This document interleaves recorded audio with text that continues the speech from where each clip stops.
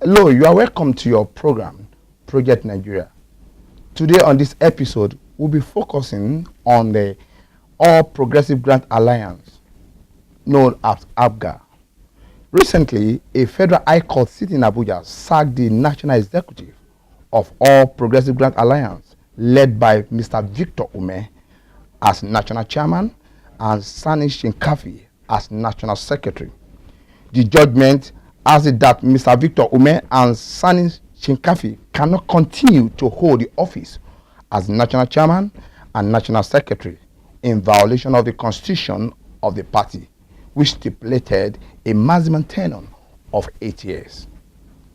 The court also directed the Independent National Electoral Commission to deal with Mr. Mazi Oko and his executive as a duly elected national officer of the APGA. On the set with me is the national chairman of APGA in person of Barrister Mazi Oko. You are welcome to Project Nigeria. Thank you very much. Due to the fact that your rival, Victor Ume, is in the court challenging the judgment of Abuja High Court, may I find out from you, who is the authentic chairman of APGA? I am the national chairman of APGA, de facto, de jure. The court has said so. The administrative processes for INEC to come on board are merely it's a mere formality, particularly when INEC was the third respondent in that suit. So the law must be obeyed. We live in a civilized society where the rule of law prevails. So we're already on the move. We are working very hard, given the short time available to us, to reposition, rebrand the party. As you can see, as we speak, there is constituted a national executive council party of the party about to go into deliberations. Are you concerned, even after the court ruling, Victor Ume faction in state priding themselves as the executive of the party, and recently they had a NEC meeting in Oka, the Anambra State capital, where the outgoing governor of the state was confirmed as the national leader of APGA. Do you enjoy the support of the only state the APGA has in Nigeria? It's a worrisome scenario. That show in Oka, it was an exhibition of lawlessness and total contempt of the court. We have filed the necessary process to bring to book those who do not believe in the rule of law. We have issued Form 48, which is the preliminary process, and shortly would issue Form 49, which commences the committal proceedings against particularly Victor Ume and Sani Shinkafi. As soon as we stepped out of court, I did make a statement that there was no victor, there was no vanquished.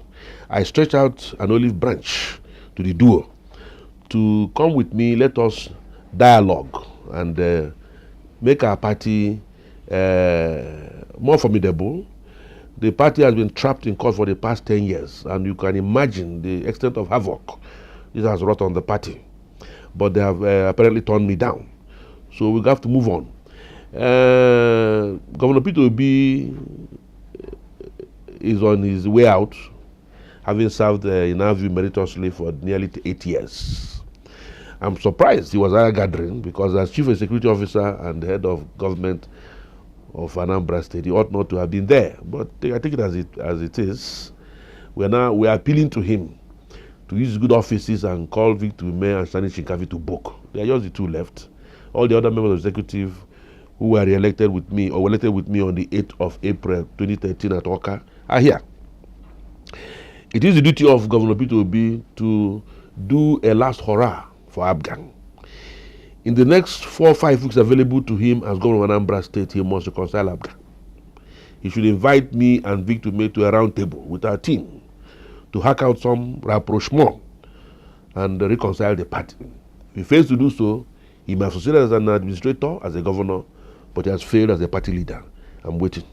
How will you survive without the support of Peter Obi? what other measure have you taken personally to make sure you two of you come to the round table apart from on the activity? I mean, apart from appealing on the media. It's not everything that you can announce on public media. I know efforts are being made to see that we have some rapprochement. Having said so, a party survives not on the governor. A party survives on the will and effort of members. You see, we must win away from this current scenario where everybody depends on the chief executive, either at federal level or state level, to fund and run a party. I recall the old days of yore from NCNC, where my father played a role, to MPP. It was a membership thing. Members contributed. Members levied. It was a popular movement. Some of us are working to get Nigeria politics back to that old standard, which is international best practice. If you look at developed democracies, it's not a government that funds a party, or a governor, or a mayor, or a president. Members and interested groups fund political activity. An Anambra election just passed by, and people will be wondering, what role did you play in that election? Actually, what you and your executive, what did you do? I'm not from Anambra State. I'm from a neighboring state called Enugu State. Some of my members are from Anambra. All of them were in their various wards and units playing a role. I campaigned for ABGA. I issued a statement on the eve of election and said, without prejudice to the challenges we have, without prejudice to the tussle going on, for this election we call a truce. I urged, the well-published statement, I urged every citizen of Anambra State, indeed, not just ABGA, to vote for the cock symbol, the symbol of ABGA. Because it was a cock symbol on the ballot. We had a candidate for the election, the person of Dr. Chiko Bidigbo, who submitted his nomination on the strength of a court order. So, as far as I'm concerned, the issue now is, of the two candidates, we must candidate and mine, who is the authentic ABGA candidate. That issue is before the Election Petition Tribunal at Oka, case number 101. The court, what we are saying in that case is that Dr. Chiko Bidigbo was validly nominated and contested for the election. When the returns came, INEC issued the return to Obiano. We're now asking the court to collect that return given to Obiano and give it to the right candidate, being Dr. Bidigbo. Let the court decide. In all this, when do you think all this controversy around your party will be laid to rest? I've sued for peace. I have. As a lawyer of so many years standing, I realized the havoc and the inconvenience we suffered in 10 years of litigation. Let us all now resolve that this is the end of litigation. I again make a plea. Can we go to the round table? And I say so without precondition. I believe that if we all want ABGA to survive, ABGA to excel, we can make accommodation. After 10 years, the man should be tired. 10 years as chairman of a party is quite a long time. There is no evidence of anybody who has stayed more than 10 years as chairman. If you go to the PDP, it's about two years. Alhaji Adamu Mauzu is their 10th chairman. And ABGA registered just 2 years after PDP. So, you see the difference? At 10 years, fatigue has set in. You are stale. You no longer have new ideas. I believe that if my opponent, the SY chairman, believes that he's on his own terms, that his term would expire in January 2015, we urge him to go on terminal leave from now and allow new blood to be injected for us to face the challenges of 2015. May I ask you, what are the sacrifices you've made in the party to date? I don't know if you are aware that I was the first deputy national chairman south of ABGA in 2002. That's about 12 years ago. In that capacity, I was practically chief operations officer. At the first convention of the party held here in Abuja, Old Parade Ground, 10 January 2003, I was chairman convention, planning committee. For the elections proper, our candidate then, at that election 2003, was Dim Chukwemeko Dumegwu. I was campaign manager. So I have tilled the ground in ABGA. And it was in 2005, after internecine struggle and unnecessary disputation and litigation, I decided to bow out. because there we were, myself and the chairman then, Chief Chokwas Okorie, fighting for the soul of the party. Umar and his group went to one hotel room and organized a coup. That litigation ended in 2009 or thereabouts. Or sometime, that when Chokwas, I think it was just not a few years ago, when Chokwas finally bowed out and formed the UPP. So I know Abga so well. In fact, I vetted his constitution. I also played a key role in preparing some of the basic documents of the party. Having said so, I went away and I went into a party then called Green Party of Nigeria, founded by my brother Olusegun SAN. I was there and changed the name of the party to CPP, but kept my close relationship with the former Abga because I felt I was on sabbatical and that I would come back to Abga. So it was in January 2013 that I got a call from Governor Peter Obi to come back and rescue the party. And I'm back with a bang. We'll be taking a break from here and we'll come back shortly.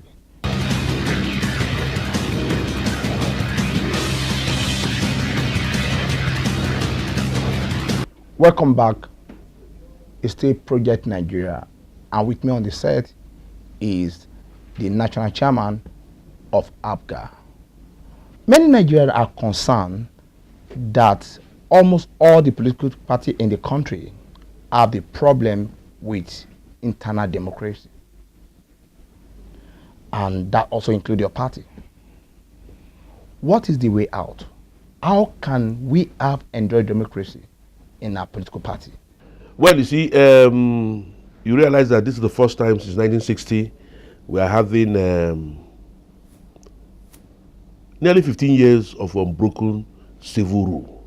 I didn't say democracy, I said civil rule. We are yet to attain the final aspects of genuine democracy. There's a learning process, and I believe we're getting there. You recall that at any time the military take over, they first of all knock out democratic institutions and also political parties. In Nigeria today, we have a very developed civil society, very developed, but the political parties are yet to get there. And part of the reason why they're yet to get there is that the monitoring agency, INEC, is not proactive enough. There are rules in there are constitutional provisions and provisions also in the Electoral Act that allow INEC to robustly engage political parties and engage in the very effective monitoring. But with due respect, don't do it.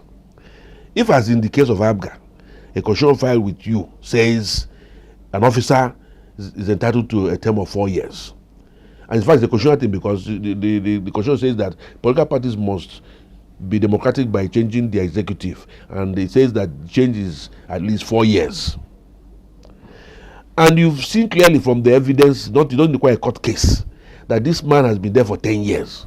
Does it require a court order for INEC to apply sanctions?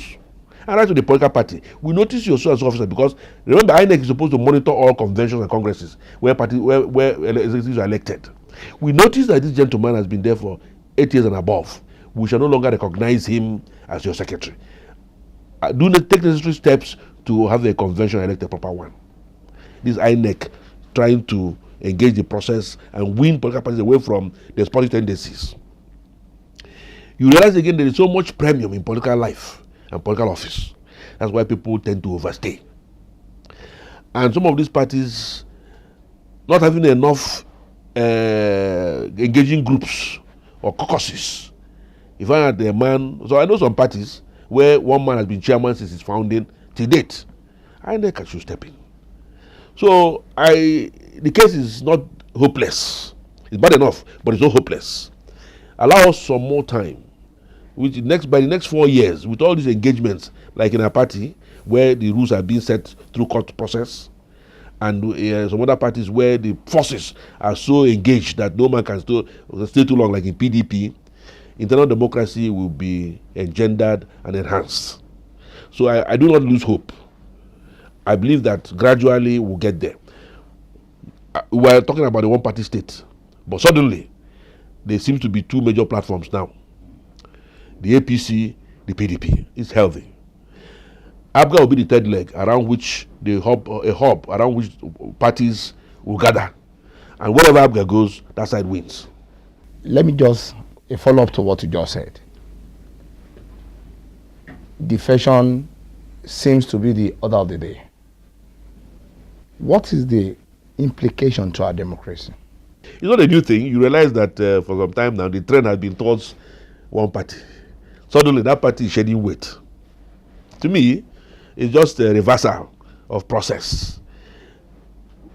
It's democracy in action, or work in progress. We'll get there. We'll get there.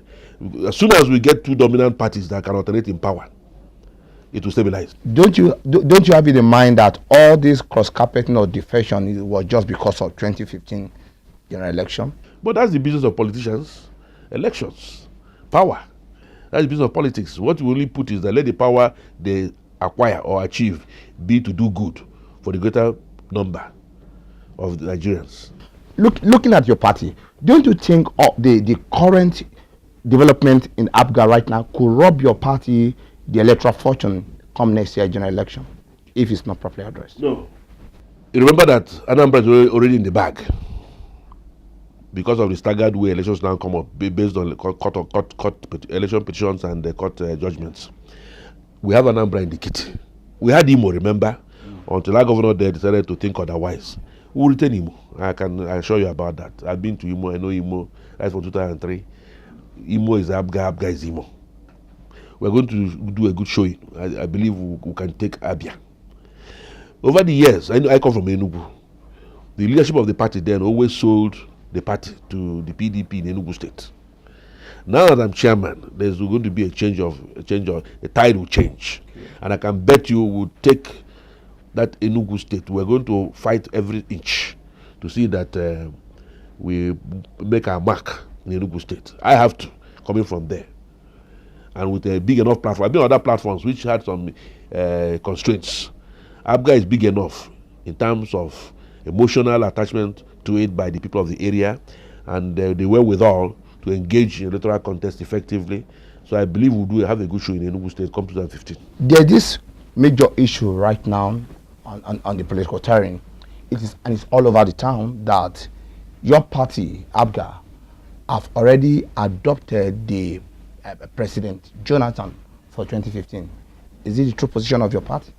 Well, the position now is that we see in the ongoing controversy in the PDP as an attempt by some forces to intimidate the president or intimidate a Nigerian from seeking political office. Some of us detest that. Every Nigerian has a right to seek any office in the country provided he qualifies. And in the case of President Jonathan, if he so desires to go for a second and final term, we will defend and support his right to do so. Because if we don't do so, it will affect some of us later. Recall that, as far as some of us are concerned, Nigeria has been engaged in an appeasement policy that's from Yoruba West to the Niger Delta and to Ndibo. Ndibo would have taken their turn next, but for some deft of hand, where the president emerged in the PDP and the late President Yaradua transited. So we support President Goodluck to seek his... that means APGA will not field presidential candidate. So long as he wishes to contest, we believe he's a viable candidate, and we can negotiate on that platform to be part of his government as a supporting. It happened in the MPP, it happened in NCNC MPN, it happened in MPP MPN. Nothing wrong with APGA doing with Yobele Goodluck. Also on the burner right now, tongues are wagging about the just released timetable by the INEC. Some group allege that it was tailored to favor the incumbent president as a result of that could lead to the bandwagon effect. Do you share that view? That argument has always been there. You see, people rehash history. It happened with Shagari, it happened with Obasanjo and so on. To me, the question is, does the law allow INEC set the timelines and timetable? The law does. There's not much you can do about it. The only thing I have a problem with is that INEC ought to have called the political parties to brief them, dialogue with them, and come out with what it decides. But INEC has powers to do so. The politics, if you are prepared in the field, why should you worry? The timelines.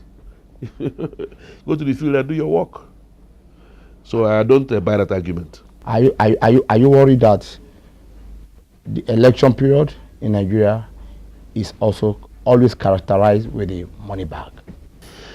Election and politicking is a very expensive business in our country. The pre-vandalism and the expectation from the electorate that they needed to be settled, or somehow they expect beyond the t-shirts, caps, beyond the normal things that are done, posters. They expect that if there's a political rally or political meeting, some food, treating, and that is because of the level of hunger in the land. So a society has to move to a level where there's some basic comfort or basic provision of amenities for people to not to expect that a politician coming on campaign ought to drop something, So we'll get there. See, I am very optimistic about democracy. Like I said, this is the first time we're having 15 years of it. By 2019, there will be a major change, in my view. 100 years of Nigeria, democracy is just 15 years. What's your take on this? More than 15 years. But this is the first time we're having 15 years of unbroken civil rule. It's a good one. That means we're getting there. So long as the military boys stay away, we'll make our mistakes, learn our lessons, and forge ahead. So the future is bright. What we need to do is to rework or revisit this issue of our nationhood, which this conference put together by the president may provide. Nigerians must talk. Nigerians must come back to the basics and agree how they live together. There's so much tension in the land, there's so much terror, and there's so much anxiety. And it's because the military people have bastardized or distorted the agreements reached by our fathers in the late 50s at Lancaster House, London. We must go back to those agreements. And what is the basic agreement? A federal Republic of Nigeria. We don't have that today. We have a federal government, a unitary government masquerading as a federal government. Everything is in Abuja. It ought not to be so. That's what causes all this tension. When you devolve powers and send it to the provinces, to the states, to the regions, the mad rush to Abuja will stop. And the people can then develop at their own pace. Before we go on this program, election is just around the corner. What would be your word of advice to Nigerian politicians and to INEC? Well, INEC as the election management body must do its duty and respect the statutes and the constitution that established it by being fair to all and being transparent in its processes, and allow more auditing of the process by the main players, which are the political parties and politicians. If you are transparent and open, why would you worry? What is there to hide if you are a umpire that has no interest? Having said so, the politicians must not see this as do or die. I believe that the main problem is caused by the high premium you acquire through attaining political life through public office. The protocol to even a councillor is embarrassing. You see the British Prime Minister, the protocol about the 2 Range Rovers and an Outrider. But here, the local government chairman goes with about a 10-car convoy. The level of empowerment, returns, allowances is unhealthy. So it creates a desperation to get into office. If we reduce the level of perks and privileges available to public office holders, it will change. Then only people who genuinely want to serve and have something doing as a backup will go into public life and be less desperate. So let us reduce what is available or given to public office holders. It's really unhealthy and it's hemorrhaging the economy. We are bleeding. That state, having a session with the national chairman of APGA, Barrister Mazi Oku. Thank you for coming to this job. Thank you. Thank you. Thank you very much.